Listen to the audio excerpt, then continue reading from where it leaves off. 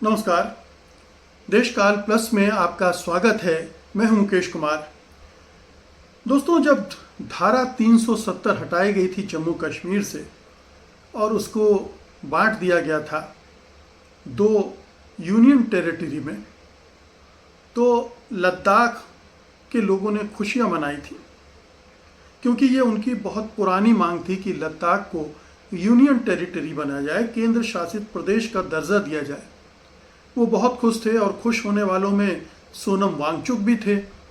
उन्होंने भी केंद्र सरकार की तारीफ की थी, मोदी के नेतृत्व की तारीफ की थी। लेकिन वो उस समय एक यूफोरिया था, एक उन्माद था और शायद एक अस्पष्टता भी थी कि धारा 370 से उन्हें क्या फ़ायदे होंगे और क्या नुकसान होंगे। इसको जाने बिना वो जश्न मनाने लगे थे। धीरे धीरे चीज़ें स्पष्ट हुई और आज पूरे लद्दाख और करगिल क्षेत्र में लोग महसूस कर रहे हैं कि उन्हें ठग लिया गया। धारा 370 के तहत उन्हें जो सुविधाएं मिली थी, जो संरक्षण मिला था, वो धारा 370 हटने के बाद ख़त्म हो गई और अब उन्हें उन्हीं संरक्षण, उन्हीं सुविधाओं के लिए लड़ाई लड़नी पड़ रही है और उस लड़ाई में केंद्र सरकार उनका साथ नहीं दे रही है, उनके खिलाफ खड़ी हो गई है। लद्दाख के लोगों का नेतृत्व कर रहे सोनम वांगचुक को राष्ट्रीय सुरक्षा कानून के तहत गिरफ्तार कर लिया गया। तो ये एक बहुत ही बड़ा रियलाइजेशन है लद्दाख और करगिल के लोगों के लिए। और याद रखिए, धारा 370 हटाए जाने के बाद कश्मीर में ही नहीं, जम्मू के क्षेत्र में भी, जम्मू के वासी भी इस डर से आतंकित थे कि जो संरक्षण धारा 370 के तहत उन्हें मिला था, वो धारा 370 के जाते ही चला जाएगा और फिर उनके हाथ से जो राज्य में अधिकार रहे हैं वो भी छिन जाएंगे। तो ये पूरे जम्मू कश्मीर, अब विभाजित जम्मू कश्मीर के साथ ये दुर्घटना हुई है धारा 370 के रूप में। लद्दाख के क्षेत्र को किस तरह से इस दुर्घटना का सामना करना पड़ा या वो इसको कैसे भुगत रहा है, ये जो सोनम वांगचुक के नेतृत्व में आंदोलन चल रहा था, ये उसको समझकर ही आप जान जाएंगे कि मामला क्या है। इसकी प्रमुख 3 मांगें थी। वैसे तो बहुत सारी मांगें थी, लेकिन 3 मांगें थी। एक तो राज्य का दर्जा दिया जाए, दूसरा ये कि लद्दाख और करगिल को संविधान की 6ठी सूची में शामिल किया जाए, और तीसरा ये कि लद्दाख और करगिल के लिए लोकसभा की 2 सीटें होनी चाहिए।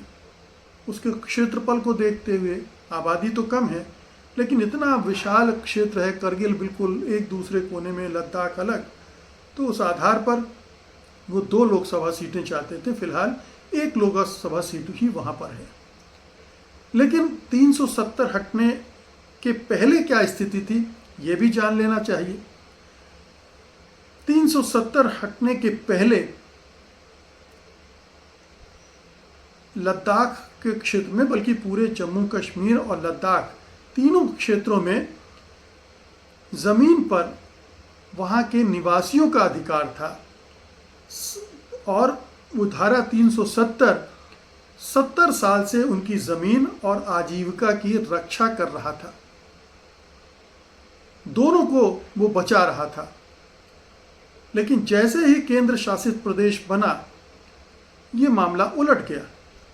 धारा 370 हटने के साथ ही जम्मू कश्मीर के लोग भी, जब तक धारा 370 थी तब तक वो भी लद्दाख में ज़मीन नहीं खरीद सकते थे। ये केवल मामला कश्मीर का नहीं है, लद्दाख में भी ज़मीनें नहीं खरीद सकते थे। अब पूरा भारत लद्दाख में ज़मीनें खरीद रहा है। बड़े बड़े होटल की चेन वहाँ पहुँच रही हैं, बड़े बड़े उद्योगपति, कारपोरेट पहुँच रहे हैं और बड़े पैमाने पर उसके शोषण का एक अभियान चलाया जा रहा है केंद्र सरकार की तरफ से भी। एक जो पब्लिक सर्विस कमीशन होता था पूरे जम्मू कश्मीर लद्दाख क्षेत्र का, वो जम्मू कश्मीर में तो रह गया, लद्दाख में वो है ही नहीं। तो पिछले 2019 से वहाँ पर रिक्रूटमेंट नाम की चीज़ नहीं हो रही है।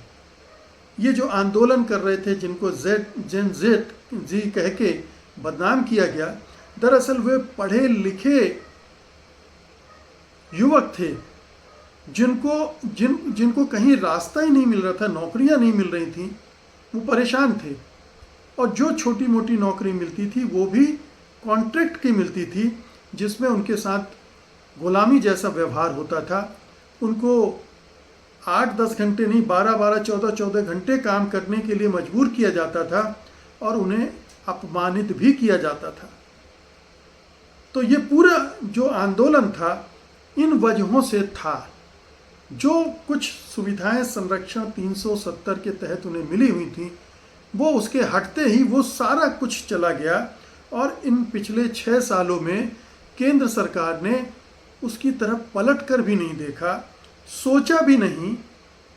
और इसलिए नहीं सोचा क्योंकि कहा जा रहा है कि अडानी बड़े पैमाने पर वहाँ सोलर प्रोजेक्ट, सोलर पैनल लगाना चाहते हैं।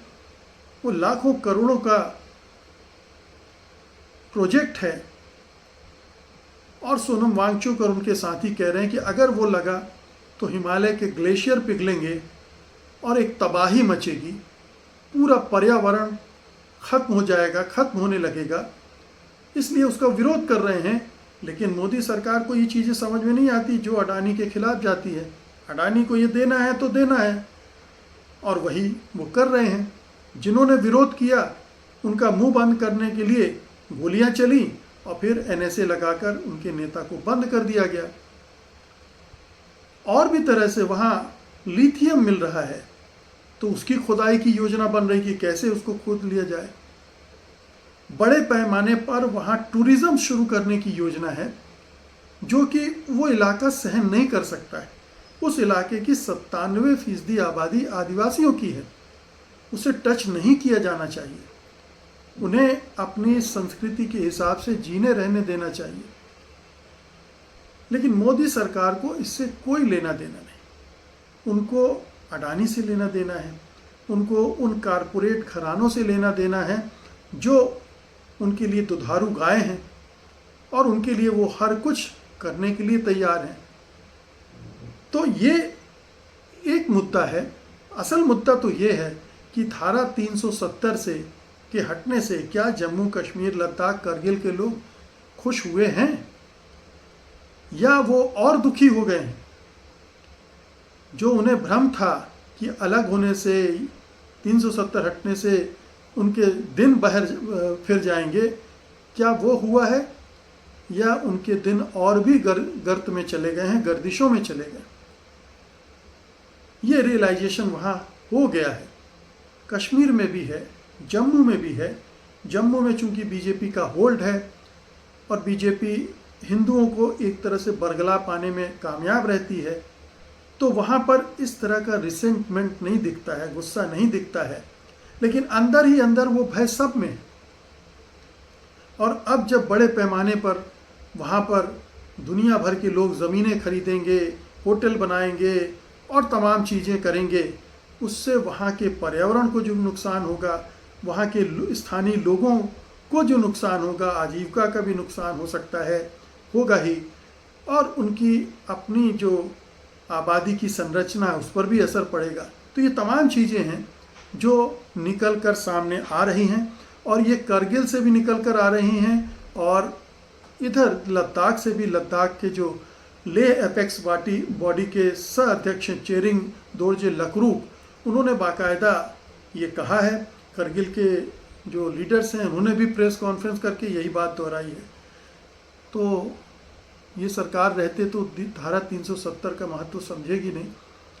देखें आने वाले दिनों में क्या होता है, या फिर उसका कोई दूसरा तोड़ निकाला जाता है कि इन इलाकों को इन हमलों से बचाया जा सके। बहुत बहुत शुक्रिया आपका। धन्यवाद। नमस्कार।